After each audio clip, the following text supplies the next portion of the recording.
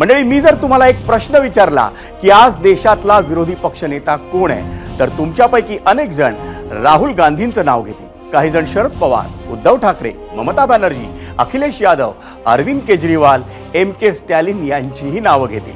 पण सत्तेत कोण आहे असा प्रश्न विचारला तर तुमच्यापैकी प्रत्येक जण ठामपणे सांगेल की देशात मोदींची सत्ता आहे आणि गेल्या 10 वर्षांपासून मोदींचा विजयी करिश्मा कायम आहे.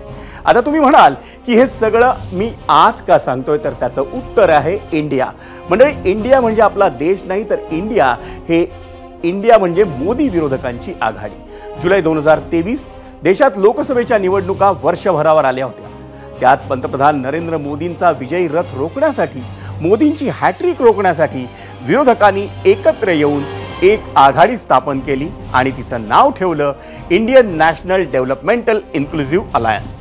शॉर्ट फॉर्म होतो इंडी, पण त्याच आघाडीला इंडिया असं म्हणू लागले. इंडिया आघाडीत अगदी पहिल्या दिवसापासून विचारसरणी आणि महत्वाकांक्षांचा संघर्ष होता आणि त्याचाच पहिला फटका बसला तो बिहारमध्ये. ज्या नितीश कुमारांनी पुढाकार घेऊन आघाडीची पायाभरणी केली होती, त्यांच्या पाटण्यातच विरोधकांची पहिली बैठकही झाली होती आणि तेच नितीश कुमार लोकसभा निवडणुकीच्या तोंडावर पंतप्रधान मोदींच्या नेतृत्वाखालील NDAमध्ये सामील झाले. नितीश कुमारांच्या या निर्णयाला सर्वात मोठं कारण ठरलं ते म्हणजे विरोधकांच्या या इंडिया आघाडीचं मुख्य नेतेपद. मंडळी, जानेवारी 2024ला काँग्रेस अध्यक्ष मल्लिकार्जुन खरगे यांच्या खांद्यावर इंडिया आघाडीच्या प्रमुख नेतेपदाची जबाबदारी आली. अर्थात काँग्रेस मोठा पक्ष असल्यानं छोट्या मित्रपक्षांनी त्या निर्णयाला विरोध केला नाही. पण महाराष्ट्र आणि हरियाणातील काँग्रेसचं पानिपत झालं आणि मित्रपक्षांमधून आता एक मागणी दबक्या आवाजात सुरू झाली आहे. त्या दिल्लीत संसदेच्या हिवाळी अधिवेशनाला सुरुवात झाली आणि तिकडे काँग्रेसच्या नेतृत्वात विरोधकांनी सभागृहाबाहेर अदानींचं अनेक मुद्द्यांवरून आंदोलनं सुरू केली. आणि इकडे राष्ट्रीय जनता दलाच्या लालू प्रसाद यादवांनी एक मोठं वक्तव्य केलं. त्यांच्या वक्तव्याचे परिणाम हे थेट इंडिया आघाडीच्या भविष्यावर होऊ शकतात. लालू प्रसाद यादव नेमकं काय म्हणालेत, आपण ते आधी पाहूया. ममता जी नेतृत्व मांग रही है इंडिया गठबंधन का कि हमको नेतृत्व दे दीजिए. ठीक है, दे देना चाहिए, हम सहमत. लेकिन कांग्रेस उसकी आपत्ति जता रही है लालू जी. कांग्रेस से जता ममता को मुख्यमंत्री नीतीश कुमार यात्रा पे जा रहे लालू जी. अच्छा जा रहा है, तो अब तो नैन सेकने जा रहे हैं. न तो ममता जी को दे दिया जाए. हाँ, दे दे. मंडळी, अगदी नीट ऐकलत ना. लालू प्रसाद यादवानी इंडिया आघाडीचं नेतृत्व हे पश्चिम बंगालच्या मुख्यमंत्री आणि तृणमूल काँग्रेसच्या अध्यक्ष ममता बॅनर्जींना द्यावं असं म्हटलंय. बरं, फक्त लालू प्रसाद यादवच नाही, तर केंद्रीय राजकारणातील सर्वात ज्येष्ठ नेत्यांपैकी एक आणि इंडिया आघाडीतील प्रमुख नेते शरद पवारांनीही ममतांच्या नावावर संमती दर्शवली. तिकडे समाजवादी पक्षाच्या अखिलेश यादवांपासून उद्धव ठाकरेंच्या शिवसेनेपर्यंत सगळ्याच मित्र पक्षांचं ममतांच्या नावावर एकमत झालंय. त्यामुळेच की काय, ममता दिदींच्या तृणमूल काँग्रेसचे खासदार कीर्ती आझाद यांनीही अगदी उघडपणे ममतांना इंडिया आघाडीचं नेतृत्व द्यावं अशी ठाम मागणी केली. ममता बंदोपाध्याय जी से कोई बढ़िया और नेता नहीं है जो इंडिया ब्लॉक का नेतृत्व कर सकता है. उनका प्रदर्शन आप देखें, यदि कांग्रेस और बीजेपी का डायरेक्ट फाइट देखें तो उनका सक्सेस रेट कांग्रेस का केवल 10% है. आप ममता जी को देखें तो उनका 70% स्ट्राइक रेट है बीजेपी के विरुद्ध जीतने का. अभी भी जो उपचुनाव हुए उसमें भी हमने देखा कि किस प्रकार से छक्का मारा और नरेंद्र मोदी जी और बीजेपी पश्चिम बंगाल के बाउंड्री के बाहर हो गए. जब से वह यहाँ पर प्रधानमंत्री बने हैं, उन्होंने अनेकों बार प्रयास किया, लेकिन बंगाल में वह नहीं कुछ कर पाए. जितनी बार आए उतनी बार तृणमूल का परसेंटेज वोट का बढ़ा और सीटें भी बढ़ी. और सभी घटक दल चाहते हैं कि सबको बराबरी से साथ में लेकर के चला जाए. और उसमें जो अनुभव ममता जी का है वह अद्वितीय है. वरिष्ठ हैं, 7 बार की सांसद रही हुई हैं, 4 बार केंद्र मंत्री रही हैं, 2011 से लगातार सफलतापूर्वक पश्चिम बंगाल का नेतृत्व कर रही हैं. उन्होंने इंडिया ब्लॉक खड़ा किया था और उनसे बढ़िया और कोई व्यक्ति हो नहीं सकता.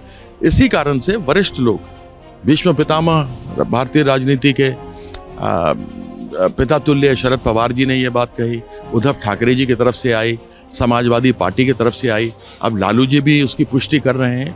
तो यह लोग समझते हैं कि अगर इंडिया ब्लॉक को आगे बढ़ना है तो उसके लिए अगर सबसे बढ़िया क्षमतावान कोई व्यक्ति है तो ममता बंदोपाध्याय है। पाहिलेत मंडळी, तृणमूल काँग्रेससह इंडिया आघाडीतल्या नेत्यांनी केलेल्या मागणीवरच आपला आजचा पहिला प्रश्न होता आणि तोच पाहण्यासाठी जाऊयात पोल सेंटरला। काय होता आपला आजचा प्रश्न? तर इंडी आघाडीचं नेतृत्व हे ममता बॅनर्जींनी करावं, लालू यादव आणि शरद पवारांसह मित्रपक्षांची मागणी योग्य वाटते का, हा होता आपला प्रश्न। आणि त्यावर होय आणि नाही असे दोन पर्याय आम्ही आपल्याला दिलेले होते।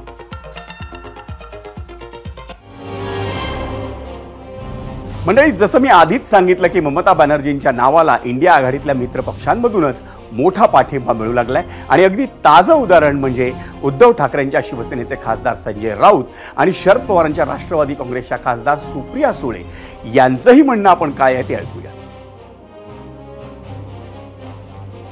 अगर देश में इंडिया ब्लॉक का फिर एक बार हमको ताकत खड़ी करनी है तो सबको एक साथ बैठकर इंडिया ब्लॉक के लीडरशिप के बारे में जो समय दे सके, इंडिया ब्लॉक के काम को देश भर में, उस बारे में, नेतृत्व के बारे में चर्चा करने की हमारी सबकी इच्छा है। चाहे शरद पवार जी हो, चाहे ममता जी हो, लालू जी, अखिलेश जी, उद्धव ठाकरे साहब, शायद नवीन पटनायक भी उसमें आ सकते हैं, नवीन बाबू भी आ सकते हैं। तो हम सब बात करेंगे, चर्चा चल रही है, आपस में एक दूसरे के साथ संपर्क चल रहा है। No, Mamta Didi is an internal part, absolute integral part of the India Alliance. She's one of the tall leaders of India. And in a vibrant democracy, there's a very big role and responsibility for the opposition. So clearly, if she wishes to take more responsibility, we'd be overjoyed. आणि India आघाडीतल्या नेतृत्वाच्या मुद्द्यावर इकडे मित्रपक्षांनी मागणी केली आणि तिकडे काँग्रेसची प्रतिक्रिया आली। बरं, नुसती प्रतिक्रिया आली नाही तर काँग्रेसकडून राहुल गांधी हेच इंडिया आघाडीचे नेते आहेत अशी घोषणाही करण्यात आली आणि तीही खासदार वर्षा गायकवाड यांच्याकडून। पाहूयात वर्षाताई नेमकं काय म्हणाले।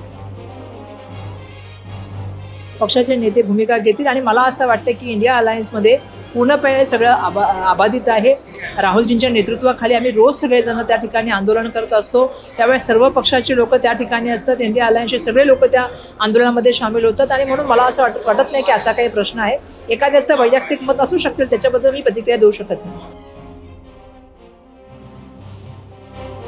म्हणजे खासदार वर्षा गायकवाड यांनी काय म्हटलं ते आपण ऐकलं, पण याच मुद्द्यावर काँग्रेसची नेमकी भूमिका काय असेल यावर चर्चा करण्यासाठी आपल्यासोबत काही मिनिटांमध्ये काँग्रेसचे नेते अतुल लोंढे असणार आहेत। त्यांच्याशी चर्चा करण्याआधी पुन्हा एकदा आपण दिल्लीला जाऊयात। तिथं आज हिवाळी अधिवेशनात एकदम आक्रमक चर्चा झाली। सत्ताधारी आणि विरोधकांच्या खासदारांचा गोंधळ इतका वाढला की दोन्ही सभागृहाचं कामकाज अवघ्या काही मिनिटांमध्ये तहकूब करावं लागलं।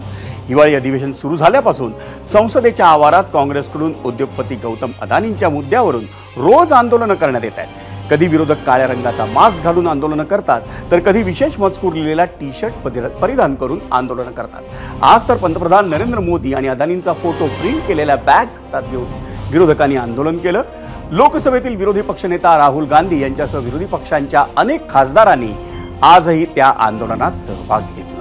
हे सगळं सभागृहाबाहेर घडत होतं तर सभागृहात सत्ताधारी पक्षाचे खासदार आक्रमक झाले।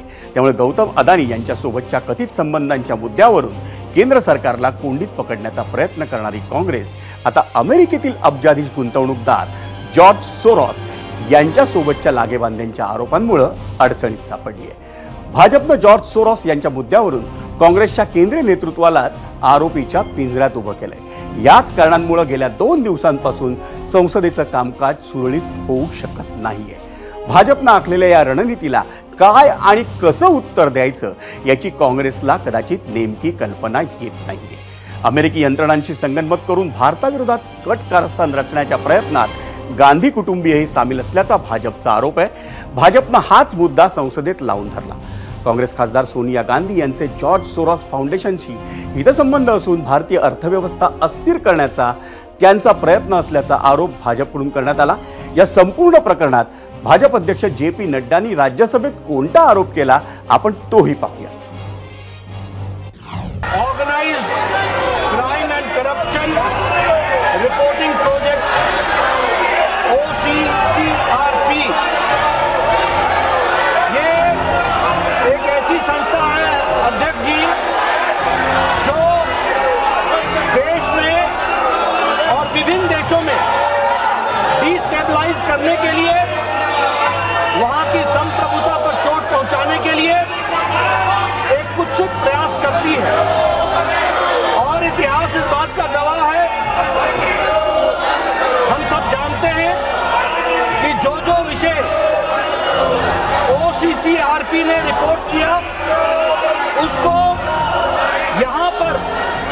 लोकसभा के सदन के विपक्ष के नेता ने उठाकर ये साबित किया है कि बाहरी शक्तियों का वो एक तरीके से औजार बन करके, टूल बन करके देश में अस्थिरता लाने में अपना योगदान कर रहे हैं, कि यह देश में की आंतरिक सुरक्षा और देश की बाह्य सुरक्षा के लिए बहुत बड़ा खतरा है। और इसकी फंडिंग, इसको आर्थिक रूप से मदद देने का काम यह जॉर्ज सोरोस कर रहा है। मैं जानना चाहता हूं कांग्रेस पार्टी का और जॉर्ज सोरोस का क्या रिश्ता है। मंडळी, जे.पी. नड्डांनी आपल्या भाषणात ज्या उद्योगपतीचं नाव घेतलं ते कदाचित तिथल्या गोंधळात तुम्हाला नीट ऐकू आलं नसेल, तर आम्ही पुन्हा सांगतो. ते नाव आहे जॉर्ज सोरोस. हे आहेत अमेरिकेतील अब्जाधीश गुंतवणूकदार, उद्योजक आहेत. जॉर्ज सोरोस यांच्याविषयी आपण सविस्तर जाणून घ्यायचं आहे. ग्राफिक्समधून त्यासाठी जाऊयात मीडिया सेंटरला. कोण आहेत जॉर्ज सोरोस? ज्यू वंशाच्या जॉर्ज सोरोस यांचा जन्म 1930 साली हंगेरीतल्या बुडापेस्टमध्ये झाला होता. नाझींच्या ताब्यातल्या हंगेरीतून 1947 साली ते लंडनमध्ये स्थायिक झाले आणि हमाली आणि वेटरची नोकरी करून त्यांनी आपलं शिक्षण पूर्ण केलं. त्यांनी लंडन स्कूल ऑफ इकॉनॉमिक्समधून आपलं शिक्षण पूर्ण केलं. डबल इगल आणि सोरोस फंड मॅनेजमेंट या पर्यायी गुंतवणूक उद्योगांमधून त्यांनी मोठ्या आर्थिक साम्राज्याची उभारणी केली. सोरोस यांच्याकडून 1984 साली जवळजवळ 120 देशांमध्ये न्याय, लोकशाही आणि मानवाधिकारची मूल्य जपण्यासाठी ओपन सोसायटी फाउंडेशनची स्थापना करण्यात आली. सोरोस यांनी 1979 ते 2011 या काळात सामाजिक कार्यासाठीच $11 अब्ज देणगी दिल्याची माहिती आहे. आणि सोरोस यांच्यावर भारतासह अनेक देशांमध्ये एक ना अनेक आरोप आहेत.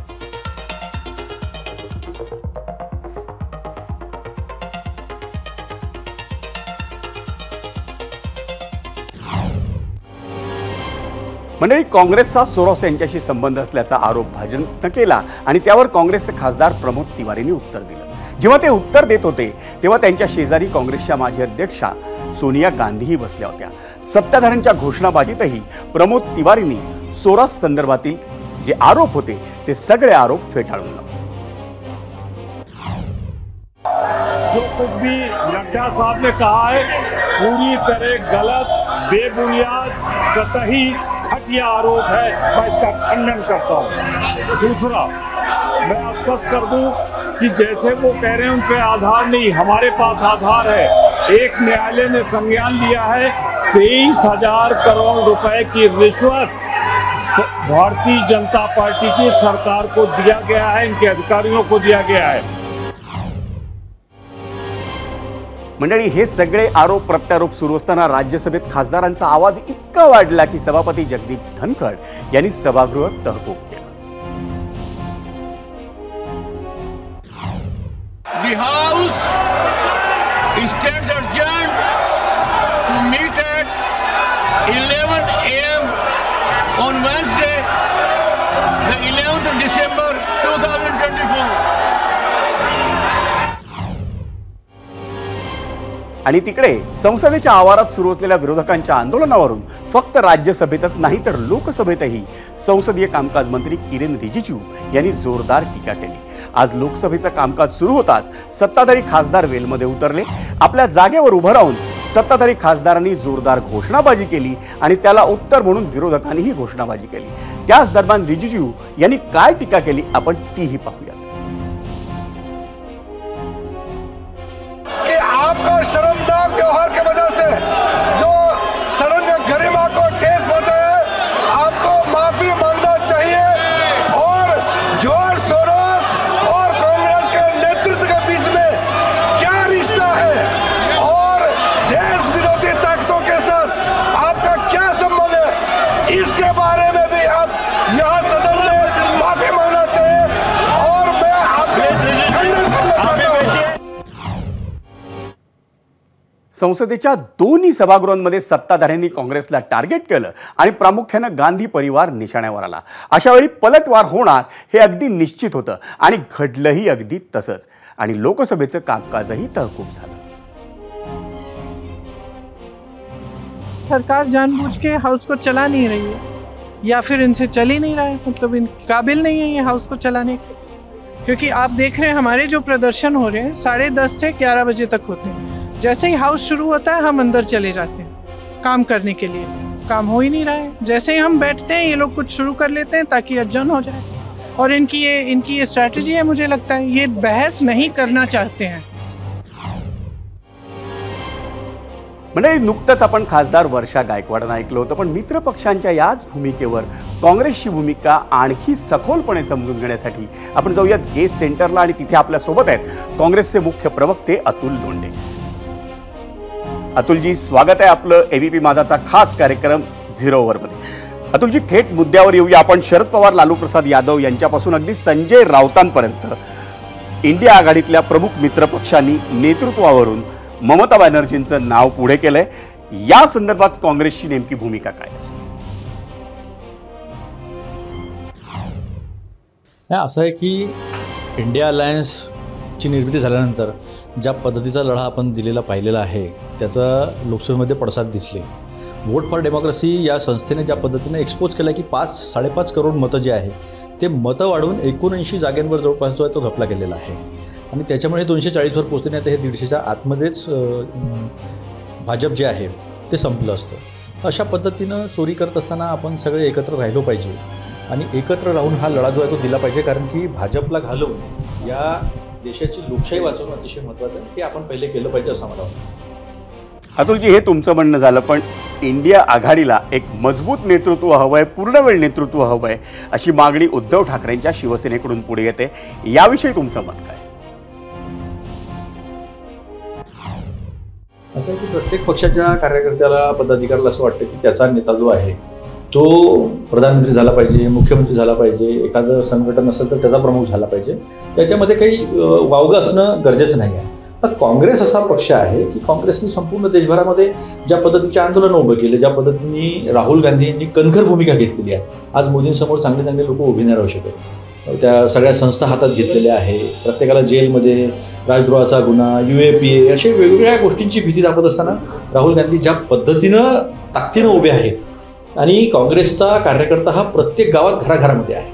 त्यामुळे ही लोकशाहीची जी चोरी होते आहे, मतांची जी चोरी होते आहे, ज्या पद्धतीने लोकशाही दळपल्या जाते आहे, सगळ्या संस्था दबावात घेतल्या जात आहेत, त्याच्यातून देशाला मुक्ती देणं ते गरजेचं आहे. त्यामुळे आपापसामध्ये तू कमी असं करणं काही योग्य होत नाही. तरी पण आमची इंडिया आघाडी आहे, इंडिया अलायन्सचं सगळं नेतृत्व आहे, ते एकत्र येतील आणि एकत्र येऊन याच्यावर चर्चा करतील. अतुलजी, ही जी गोष्ट आहे ती एका बाजूला आपण जरी मान्य केली तरी तृणमूलच्या खासदारांनी अगदी काँग्रेसच्या स्ट्राईक रेटवरून थेट भाष्य करून मोदींना रोखायचं असेल तर ममता बॅनर्जींचंच नेतृत्व हवं अशी थेट मागणी केलेली आहे. वेळ आली तर काँग्रेस ममता बॅनर्जींचं नेतृत्व मान्य करेल का? असं आहे की ममता बॅनर्जी पश्चिम बंगालमध्ये चांगल्या पद्धतीने लढल्या, ताकदीने लढल्या, हे आपण पाहिलेलं आहे. आणि बऱ्याच ठिकाणी काँग्रेसने पण अनेक राज्य 2014 नंतर जिंकलेले आहेत. पण त्या जिंकण्याला काय अर्थ आहे? जर EVM सारखा घोटाळा होत असेल, जर तुमचे मतं चोरल्या जात असेल, एखाद्या राज्यात तुम्हाला जिंकून दुसऱ्या राज्यामध्ये तुम्हाला हरवल्या जात असेल, छोटं राज्य तुम्हाला जर मोठं राज्य घेत असेल, जसं आपण आता जम्मू काश्मीर, हरियाणा, महाराष्ट्र, झारखंड अशा निवडणुका पाहिल्या.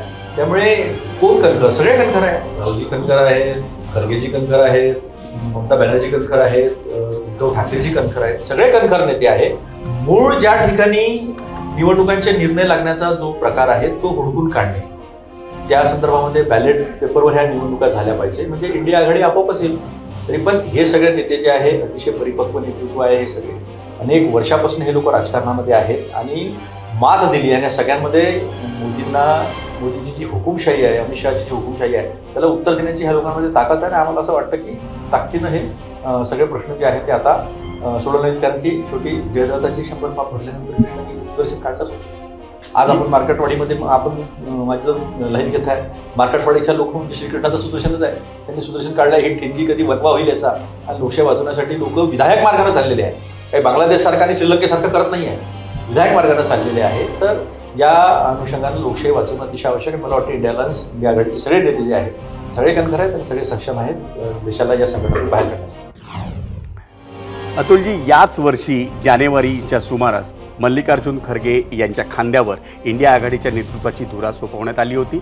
पण इंडिया आघाडीच्या नेतृत्वासाठी खऱ्या अर्थानं जे आग्रही होते नितीश कुमार, ते लोकसभा निवडणुकीच्या तोंडावर तुम्हाला सोडून गेले आणि त्यानंतर वर्षभरात आता ममता बॅनर्जींचं नाव पुढे करण्यात येते. याविषयी तुमचं मत काय?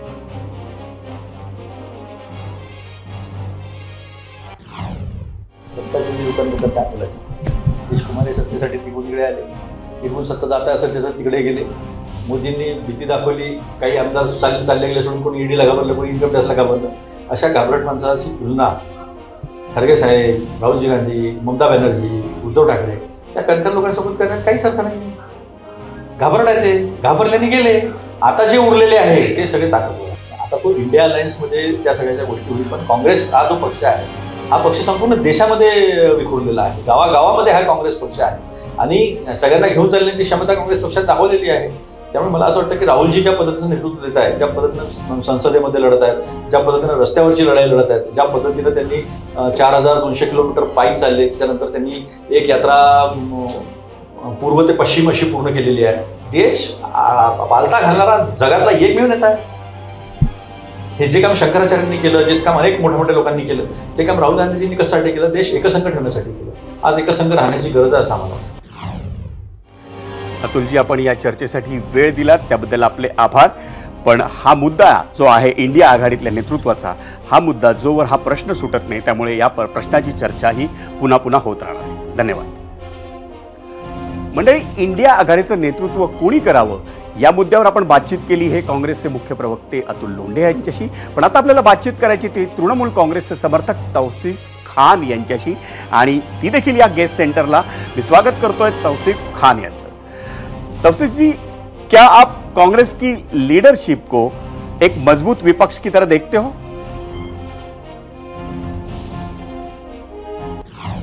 देखिए, कांग्रेस का भी एक रोल है. हम कांग्रेस को, क्योंकि वो ग्रैंड ओल्ड पार्टी है और कई जगह पे उनका प्रेजेंस है, लेकिन जहां तक चुनाव की बात है, बीजेपी मोदी के अंदर में जो हराने की बात है, उसमें कांग्रेस जो है बहुत ज़्यादा इफेक्टिव नहीं रही है. आप हाल में ही देख लीजिए महाराष्ट्र का जो रिजल्ट है, इससे पहले भी जो रिजल्ट आए हैं, जो कांग्रेस जितनी सीटों पे लड़ती है उसके बनिस्बत बहुत कम सीट जीत करके आती है.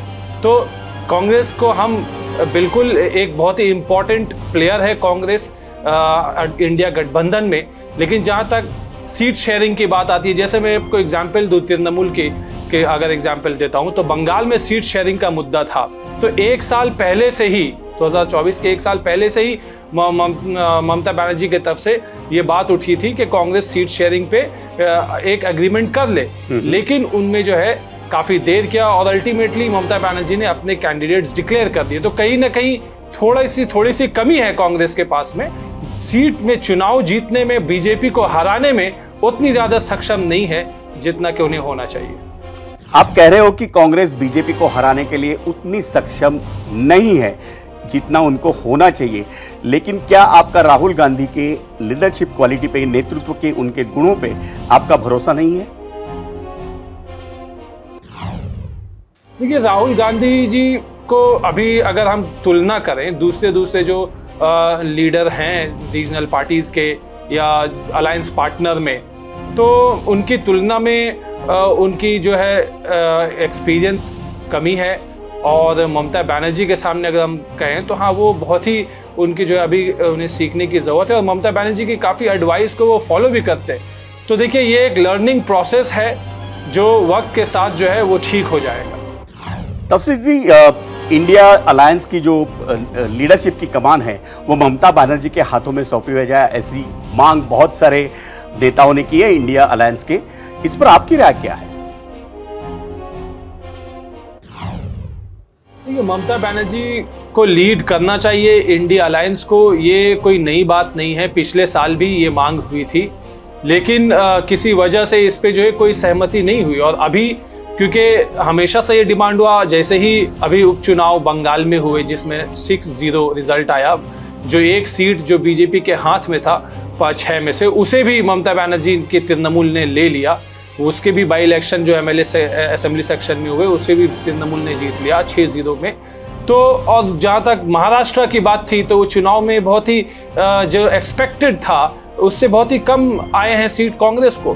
तो इन परिप्रेक्ष्य में ज़रूरत है कि ममता बनर्जी को कमान दी जाए। ममता बनर्जी एक बहुत ही अनुभवी लीडर है। वो जो है यूनियन में मिनिस्ट्री में रह चुकी हैं, 5 दफ़ा वो एमपी रह चुकी हैं, 3 दफ़ा वो चीफ मिनिस्टर रह चुकी हैं, 2 दफ़ा और भी पोर्टफोलियो यूनियन मिनिस्ट्री के ममता बनर्जी ने संभाली है। उनकी जो राजनीतिक सूझबूझ है वो आज के टाइम पे देश में एक अकेली मुख्यमंत्री, महिला मुख्यमंत्री हैं और ऐसी लीडर है जो कि मास सपोर्ट है, उनका ज़बरदस्त मास सपोर्ट है। और बंगाल में जहाँ जहाँ पे भी वोट होता है वो ममता बनर्जी के नाम पे ही जनता जो है उनको वोट देती है। और यहाँ तक कि आप देखें कि बीजेपी भी ममता बनर्जी से सीखती है। ममता बनर्जी का जो स्कीम है लक्ष्मी भंडार स्कीम, इसको ही रीब्रांडिंग करके बीजेपी ने महाराष्ट्र में इम्प्लीमेंट किया लाडली बहन के नाम से, और उसका उन्हें भी फायदा होता। तो जब बीजेपी भी जो ममता बनर्जी से सीखती है। तौसीफ जी, जब इंडिया अलायंस की नींव रखी गई तभी पहले पायदान पर बहुत सारे नेता थे, उसमें एक थी ममता बनर्जी, उनके साथ तभी नीतीश कुमार भी थे। लेकिन लोकसभा चुनाव के वक्त उन्होंने पलटी खाई और वो मोदी जी के साथ गए। लेकिन उसी के कुछ दौरान पहले इंडिया अलायंस की जो कमान थी, लीडरशिप की कमान, वो खरगे जी के पास गई। उसके बाद से जो नाम आना शुरू हुआ ममता बनर्जी का, अगर ममता बनर्जी के हाथों में इंडिया अलायंस की कमान नहीं आती तो ममता बनर्जी के पास कोई और प्लान है क्या? देखिए, ये तो वक्त ही बताएगा, क्योंकि एक अकेली ममता बनर्जी की बात नहीं, तृणमूल की बात नहीं है। इंडिया अलायंस में लगभग 2 दर्जन छोटी बड़ी पार्टियां हैं और ममता बनर्जी के नाम को जब पेशकश की गई कुछ दिन पहले, तो आपने देखा होगा शिवसेना से संजय राउत का समर्थन रहा, शरद पवार का समर्थन रहा, सुप्रिया सुले ने कहा, अभी लालू यादव ने भी कहा। तो दूसरे भी जो अलायंस में जितनी भी पार्टियां हैं उनका भी ये कहना है कि ममता बनर्जी जो है कमान को लीड करें, इंडिया अलायंस के जो है ग्रुप की जो है कैप्टन बने। और देखिए, कांग्रेस को जो है अपना ईगो साइड में रखना होगा। आज अगर इंडिया टीम की अगर हम बात करें तो विराट कोहली कप्तान नहीं है, फिर भी वो एक बहुत अहम रोल निभाते हैं, प्लेयर बन करके वो खेलते हैं। ऐसा जरूरी नहीं कि हमेशा जो है कप्तान बने रहना होगा। ठीक उसी तरीके से कांग्रेस पार्टी को भी ये चाहिए कि अपनी ईगो साइड में रखे, भले उनके पास ज्यादा एमपी सीट है, लेकिन अगर कप्तान इंडिया ग्रुप की ममता बनर्जी को बना दिया जाए तो बेशक आने वाले दिनों में बीजेपी को खदेड़ के रख देंगी ममता बनर्जी, ठीक उसी तरीके से जिस तरीके से बंगाल में लेफ्ट का उन्होंने सफाया किया। तौसीफ जी, बहुत बहुत शुक्रिया, तुम्ही या चर्चेमध्ये सहभागी झालात, ज्याच्यामध्ये इंडिया आघाडीच्या नेतृत्वावरून आता जे काही खल सुरू आहे त्याविषयी तुम्ही आपला वेळ दिलात, त्याबद्दल आपले आभार, धन्यवाद। मंडळी, खरं तर इंडिया आघाडीची स्थापना झाल्यापासून नेतृत्वाचा विषय आणि संघर्ष सुरूच आहे। मल्लिकार्जुन खरगेंना अध्यक्ष केल्यानं हा वाद सुटेल असं काँग्रेसला वाटलं होतं, पण लोकसभेनंतर झालेल्या हरियाणा आणि महाराष्ट्र विधानसभा निवडणुकीच्या निकालानं सारं वातावरण बदललंय। फक्त मित्र पक्षांकडूनच नाही तर आता आज सत्ताधाऱ्यांनीही काँग्रेसलाच टार्गेट केलं। म्हणजे ब्रेक आधी आपण चर्चा करत होतो ती राष्ट्रीय राजकारणात काहीशा एकाकी पडलेल्या काँग्रेसची, आणि आता हे आम्ही म्हणत नाही तर त्यांच्या आघाडीतील मित्र पक्षांकडूनच त्यांना कॉर्नर केलं जात आहे। अशी परिस्थिती सध्या दिल्लीत निर्माण झाली आहे आणि त्यावरच होता आपला आजचा पहिला प्रश्न। त्यावरून महाराष्ट्रातनं आपल्या प्रेक्षकांनी दिलेल्या प्रतिक्रिया पाहण्यासाठी पण आलोय मीडिया सेंटरला। पहिल्यांदा आपला आजचा प्रश्न काय होता आणि त्यावर एबीपी माझाच्या प्रेक्षकांनी काय प्रतिक्रिया दिल्यात। इंडिया आघाडीचं नेतृत्व ममता बनर्जींनी करावं, लालू यादव आणि शरद पवारांसह मित्रपक्षांची मागणी योग्य वाटते का, होय आणि नाही, असे 2 पर्याय आम्ही आपल्याला दिलेले होते। आता पाहूयात प्रेक्षकांनी काय प्रतिक्रिया दिल्या। श्याम ठाणेदार एक्स वर म्हणतात, ममता बनर्जी विरोधी पक्षांचा आवाज बनू शकतात।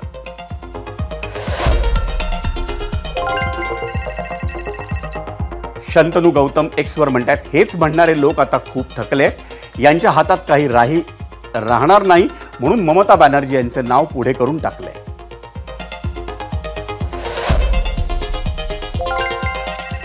एक्स वरच स्वप्नील परखड म्हणतात, होय नेतृत्व असल्याशिवाय कोणतंही ध्येय साध्य होत नाही. युट्यूबवर सुभाष सानप म्हणतायत, आघाडीत नेतृत्व कुणालाही दिलं तरी जनता यांच्यावर विश्वास ठेवणार नाही, कारण 10-12 नेत्यांवर विश्वास ठेवण्यापेक्षा एका नेत्यावर जनता नक्की विश्वास ठेवेल, असं सुभाष सानप म्हणतायत. युट्यूबवरच विश्वजित गायकवाड म्हणतायत, मी महाविकास आघाडीचा मतदार आहे, परंतु देशाचं नेतृत्व मोदींनीच करावं या मतावर मी ठाम आहे. इंडिया आघाडीचं नेतृत्व ममताकडे देऊन देशाचा पश्चिम बंगाल करायचा आहे काय?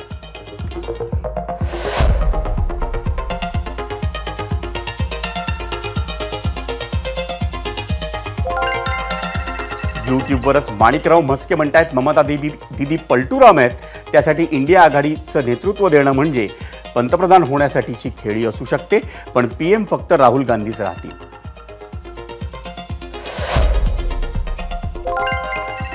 फेसबुकवर जयराज सिंग परिहार म्हणतायत, राहुल गांधींच्या नेतृत्वातील सततच्या अपयशामुळे कदाचित नवीन चेहरा देण्याचा उद्देश असावा, म्हणून मागणी केली असावी. इंस्टाग्रामवर दिनेश काळे म्हणतायत, देशात राष्ट्रहित स्वधर्मनिष्ठेशी कायम एकनिष्ठ भाजप ठामपणे हिंदूंच्या पाठीशी उभा राहणारा राष्ट्रीय पक्ष आहे, जो 2039 पर्यंत इतका सक्षम असेल की राष्ट्रहित विरोधी दूरदूरपर्यंत शिल्लकही राहणार नाही. पाकिस्तान बांगलादेशातील अल्पसंख्याक हिंदू समाजाची अवस्था बघा.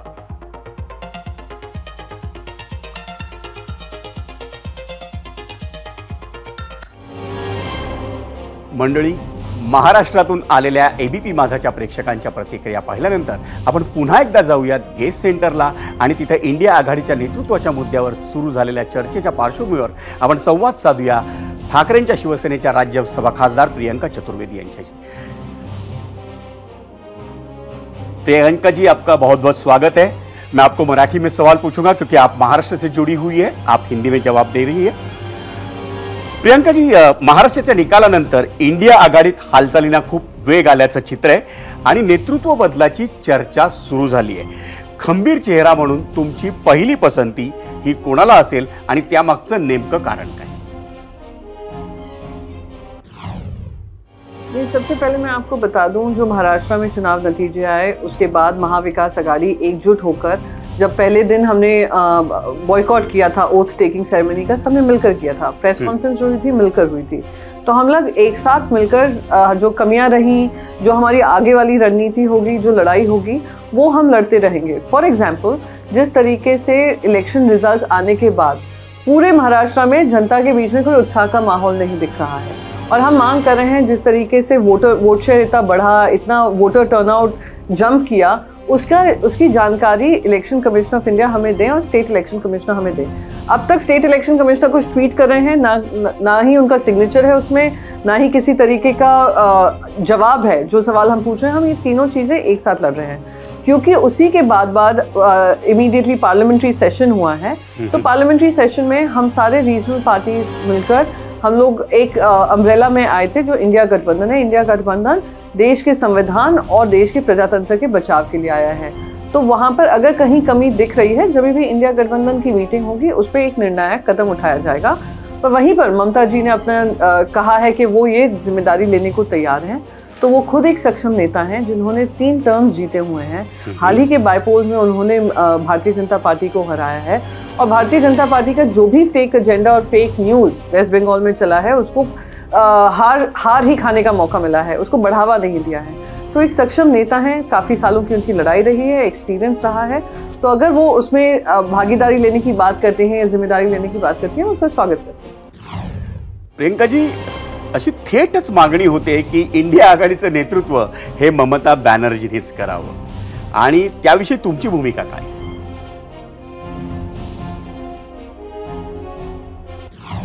वही मैंने अपनी शुरुआती स्टेटमेंट में कहा कि जहां सपा हो या TMC का नेतृत्व हो या बाकी सारे पक्ष हों, हम भी मानते हैं और मैं मानती हूँ कांग्रेस पार्टी भी मानती है कि उनकी जो काम है, उनकी जो लीडरशिप है, उस पर कोई चैलेंज नहीं करा है. पर ये निर्णय हम नहीं ले सकते हैं. ये निर्णय उन्होंने एक बात रखी है, बात वो चर्चा का विषय हुआ है. वो जब इंडिया गठबंधन की मीटिंग होगी उसमें ये निर्णायक कदम जो भी होगा वो लिया जाएगा। पहले तो वो डिस्कशन के लिए आए। पर मैं आपको एक चीज कह देती हूँ कि आज तो एटलीस्ट इंडिया गठबंधन में खुलकर ये चर्चा हो रही है। क्या एनडीए में कोई ये कोशिश कर सकता है? चंद्रबाबू नायडू जी खुद सक्षम है, नीतीश कुमार जी खुद सक्षम है, क्या वो ये कह सकते हैं कि मोदी जी को साइड में रखिए, हम वो जिम्मेदारी लेने को तैयार हैं? जैसे ही वो बात आएगी ना, उनके पीछे ईडी, आईटी, सीबीआई आ जाएगा। तो जो सही मायने में प्रजातंत्र हो, सही मायने में डिस्कशन, डिबेट, डिसीजन हो, वो हमारी पार्टी और हमारे सारे पक्ष, घटक पक्ष, उसका धर्म निभा रहे हैं। तुमचे सगळे मुद्दे जरी मान्य केले ना आपण प्रियंकाजी, तरी ममता बॅनर्जींना नेतृत्व म्हणजे इंडिया आघाडीचं जे नेतृत्व काँग्रेसकडे आहे त्याच्यावरती प्रश्नचिन्ह उभं करण्यासारखं आहे आणि त्यामुळं इंडिया आघाडीत संघर्ष होईल असं आपल्याला वाटत नाही का? नहीं, कोई अनबन नहीं है। हम सब एकजुट हैं, एक साथ मिलकर लड़ाई लड़ रहे हैं। अगर आप देखेंगे पार्लियामेंट में भी जो प्रोटेस्ट होते हैं वो हम लोग सब एक साथ मिलकर ही कर रहे हैं। जो भी हम काम कर रहे हैं पार्लियामेंट के अंदर भी अच्छे कोऑर्डिनेशन में कर रहे हैं, अच्छे माहौल में कर रहे हैं। चर्चा का विषय बस ये है कि क्या ये जिम्मेदारी चेंज होनी चाहिए। जिम्मेदारी का मतलब ये नहीं है कि कोई पक्ष से निकले, जिम्मेदारी का मतलब है कि कौन आगे आकर बड़ी जिम्मेदारी निभाएगा, पूरे पक्ष, सारे इंडिया अलायंस के गठबंधन को साथ आगे बढ़ाकर, और जो भी हमारा रणनीति है उसको एक नई रूपरेखा देकर। उसका मतलब कहीं भी ये नहीं है कोई विरोध है या कोई असमंजस है या कोई इनडेसिसिवनेस है। वो सब चर्चा का विषय बनेगा जैसे ही इंडिया गठबंधन की पहली मीटिंग होगी ये चुनाव नतीजों के बाद। तुम्ही जी ही मागणी करताय की ममता बॅनर्जी किंवा दुसरं कोणीतरी नेतृत्व करावं, ही जेव्हा मागणी वेगवेगळ्या पद्धतीने वेगवेगळ्या मित्रपक्षांकडून होते तेव्हा एक गोष्ट स्पष्टपणे पुढे येते की काँग्रेसकडनं जी प्रतिक्रिया येत आहेत त्यानुसार काँग्रेस इंडिया आघाडीचं नेतृत्व सोडायला तयार नाहीये। अशा वेळी तुमच्याकडे काय पर्याय आहे? नहीं, अगर मैं मानती हूँ कि अगर वहाँ से जो भी बातें आ रही है, अगेन हम लोग सिर्फ बात ऐसे कर रहे हैं क्योंकि मीडिया हमसे पूछे। कोई मीडिया ये नहीं पूछ रहा है कि महाराष्ट्र में 23 तारीख को चुनावी नतीजे आए, चाहे उस चुनावी नतीजे को लोग भी चैलेंज कर रहे हैं, गांवों में उसका विरोध हो रहा है। उस सब चीज़ को दरकिनार करते हुए 10-12 दिन लगे पहले मुख्यमंत्री शपथ लेने को। आज हम बैठे हुए हैं, आज तारीख है 10 दिसंबर और आज तक कैबिनेट फॉर्मेशन नहीं हो पा रहा है। कोई ये नहीं पूछ रहा है कि क्या वो महाझूठी गठबंधन में असमंजस बना हुआ है, क्या आने वाले समय में क्या ऑप्शंस रह जाएंगे। सवाल ठीक है, विपक्ष की जिम्मेदारी बनती है, हम निभा रहे हैं, पर हमारे यहाँ पर जो भी ऑप्शंस हैं सब कुछ एक खुले दिल से, एक फ्री एंड फेयर एनवायरनमेंट में, एक डेमोक्रेटिक तरीके से इस पे संवाद किया जाएगा, विचार विमर्श किया जाएगा और उस पर निष्कर्ष निकाला जाएगा और निर्णय लिया जाएगा। पण मला एक सांगा, हे सगळं तुम्ही सांगताय हे खरं आहे, पण मानली आपण एका बाजूला, तरी उद्धव ठाकरेंची जी शिवसेना आहे ती या क्षणी काँग्रेससोबत आहे की तृणमूल काँग्रेसचं म्हणजे ममता बॅनर्जीचं नेतृत्व हे तुम्हाला मान्य आहे? आणि दुसरी महत्त्वाची गोष्ट म्हणजे तुम्ही सकाळी जी रिॲक्शन किंवा प्रतिक्रिया दिली आहे त्यानंतर काँग्रेसच्या खासदार वर्षा गायकवाड यांनी म्हटलंय की तुमच्या मताला पक्षात काय किंमत है? मुझे नहीं पता कि क्या उन्होंने कहा है, और वैसे मेरी बात जो है, क्योंकि मैं भी पार्टी की प्रवक्ता हूँ, पार्टी की बात रखती हूँ, तो पार्टी का जो बात थी, मैंने सवाल मुझसे पूछा गया था, मैंने उसको रखा है। और अगर आप संजय राउत जी की भी बात सुनेंगे, वो उसी लाइन में बोल रहे हैं कि वो सक्षम नेता हैं। हमने बार बार यही कह रहे हैं कि जो सक्षमता के विषय है वो लीडरशिप जो मिलकर बैठकर निर्णय लेगी वो होगी। पर क्या ये दरकिनार किया जा सकता है कि वो सक्षम है या नहीं, कि दरकिनार किया जा सकता है वो जिम्मेदारी लेने को तैयार है या नहीं? हम तो बस ये कह रहे हैं कि वो भी एक सीनियर लीडर हैं। जैसे आज समाजवादी पार्टी भी कहता है, हमें तो इस बात का गर्व होना चाहिए कि हमारे सारे जो नेता हैं जो अपनी अपनी पार्टीज को लीड कर रहे हैं वो सक्षम हैं देश का नेतृत्व करने को।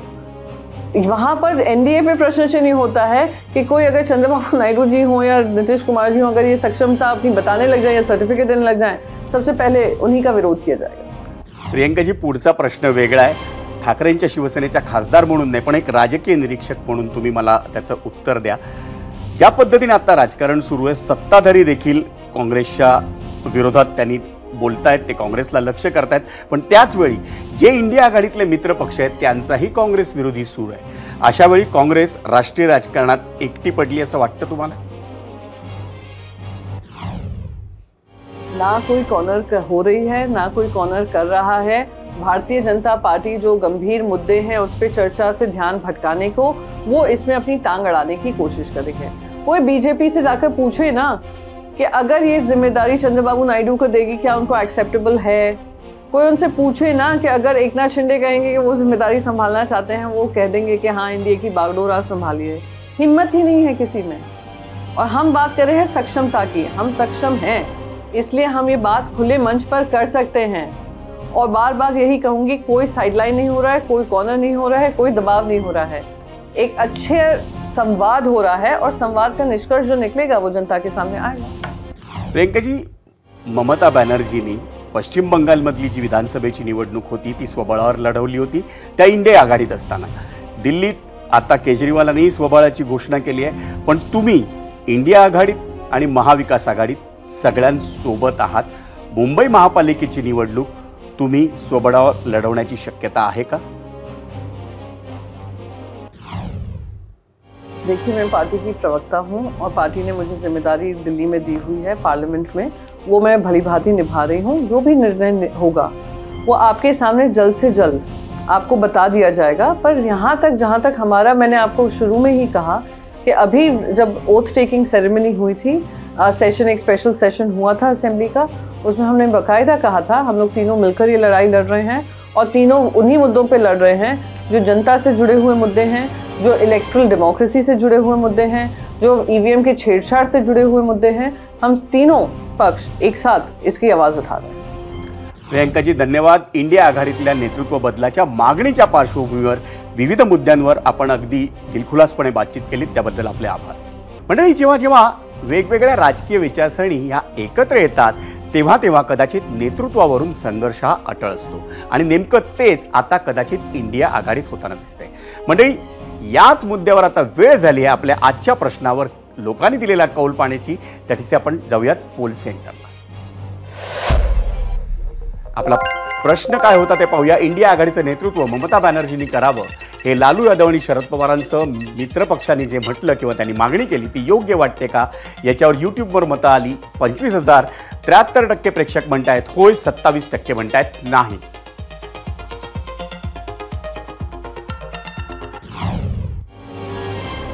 मंडळी, लोकसभा निवडणुकीआधी मोदी विरोधकांनी Indian national developmental inclusive alliance म्हणजे इंडिया आघाडीची स्थापना केली होती।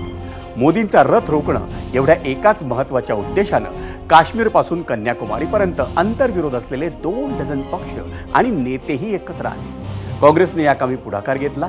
या आघाडीत सगळेच नेते हे बडे आणि दिग्गज आहेत, किंबहुना आधी होतेही। या नेत्यांना मोठी महत्त्वाकांक्षा आहे, त्या सगळ्यांनाच दिल्लीच्या तख्ताची आस आहे। त्यामुळे सुरुवातीपासूनच इंडिया आघाडीत भरपूर कुरबुरी, नाराजी, रुसवे फुगवे होतेच। आघाडीचा समन्वयक कोण, ते पंतप्रधान पदाचा चेहरा कोण, या मुद्द्यांवरून रस्सीखेच झाली। खिळखिळीत झालेल्या काँग्रेसला ममता बॅनर्जींनी मेरे अंगने में तुम्हारा क्या काम है असा थेट सवाल केला होता। मग पंजाबमध्ये तोच प्रश्न आम आदमी पक्षानेही विचारला होता आणि तशी अवस्था असूनही मोदींच्या भाजपला 272 जागांच्या आत रोखण्यात इंडिया आघाडीला यश आलं। पण हरियाणा आणि महाराष्ट्रातल्या विधानसभा निवडणुकीत काँग्रेसचं पानिपत झालं आणि पुन्हा एकदा इंडिया आघाडीचा कप्तान बदलण्याची चर्चा सुरू झाली आहे। जबाबदारी मिळाली तर आपण कोलकात्यामधून सगळा कारभार सांभाळू असं ममता बॅनर्जी यांनी जाहीर केले। पुढची 5 वर्ष केंद्रात सत्ता नाही, महत्त्वाच्या राज्यांमध्येही सत्ता नाही, अशा स्थितीत इंडिया आघाडीतील सर्व नेत्यांना एकत्र ठेवणं हे महाकठीण काम आहे। अशावेळी हे लोडनं गळ्यात टाकून घेणं ममता दिदींसाठी फायद्याचं राहील का? काँग्रेसच्या पिढ्या या राहुल गांधींना नेता म्हणून प्रोजेक्ट करण्यात खर्ची गेल्या आहेत। अशावेळी काँग्रेस आपला हट्ट सोडेल का? ममतांच्या नावासाठी इंडिया आघाडीतील इतर पक्ष त्याला तयार होतील का? ही ओसाडगावची पाटीलकी सांभाळण्यासाठी इतरही कोणी खरंच इच्छुक असेल का? अशा अनेक प्रश्नांची उत्तरं किंवा त्यांचा अंदाज लावणं सुद्धा कठीण आहे मंडळी। एबीपी माझा, उघडा डोळे बघा नीट।